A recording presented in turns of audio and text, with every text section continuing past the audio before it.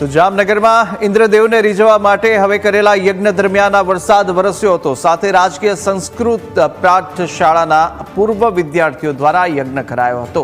ભૂતપૂર્વ વિદ્યાર્થીઓ અને કર્મકાંડી બ્રાહ્મણોએ આ તરફ પર્જન્ય યજ્ઞ કર્યો છે અને સાથે જ કોઈ પણ સહાય કે દાન લીધા વગર આ યજ્ઞ કરવામાં આવે છે, જ્યાં બ્રાહ્મણોનો મુખ્ય ઉદ્દેશ માત્ર વિશ્વનું કલ્યાણ। તમામ વિદ્યાર્થીઓ પોતાના ખર્ચે આ ધાર્મિક કાર્ય કરતા હોય છે।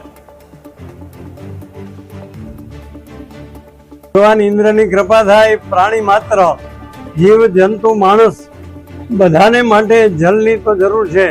આપણે મકાન બનાવી તો મકાનને પણ પાણી જોઈએ, તો અમે દર વર્ષે કરી છે અને કોઈ પાસેથી કાંઈ લેતા નથી।